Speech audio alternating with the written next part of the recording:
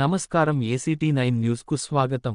కర్నూలు జిల్లా కేంద్రంలోని సంక్షేమ భవన్ ఎదుట ఏఐఎస్ఎఫ్ ఆధ్వర్యంలో విద్యార్థులతో కలిసి నిరసన కార్యక్రమం చేపట్టారు.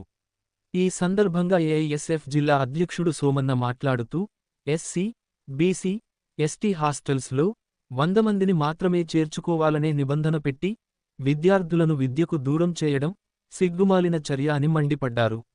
ఈ క్రమంలో బీసీ సంక్షేమ అధికారి వెంకటలక్ష్మి స్పందించి అన్ని మండలాల విద్యార్థులకు న్యాయం జరిగేలా చర్యలు తీసుకుంటామని హామీ ఇచ్చారు.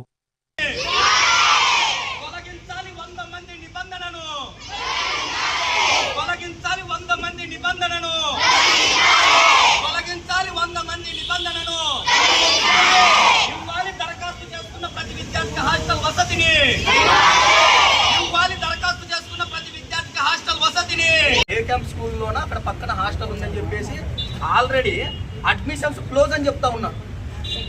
ఏ క్యాంప్ స్కూల్లో కూడా అంటే హాస్టల్ ఉంది కాబట్టి ఆ పిల్లలంతా కూడా ఎక్కువ శాతం పల్లెటూర్ల నుండి వచ్చి హాస్టళ్ల కోసం ఉండేటటువంటి పిల్లలు వీళ్ళంతా కూడా మనకి ఇక్కడ హాస్టల్ లేనందువల్ల ఈ పిల్లలంతా కూడా వేరే ప్రాంతాల్లో మన పీసీ దాంట్లోనే అడుగుతా ఉంటే 100 మంది కంటే ఎక్కువ తీసుకోవద్దు అని చెప్పేసి మాకు ఆర్డర్స్ వచ్చాయి అని చెప్పేసి మన వార్డన్లే చెప్తా ఉంటాం.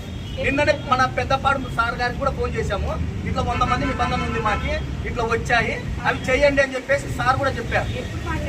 మొన్ననే madam recently 3 days back Satyanarayana sir గారికి అందరికి కూడా మాట్లాడాను మేడం.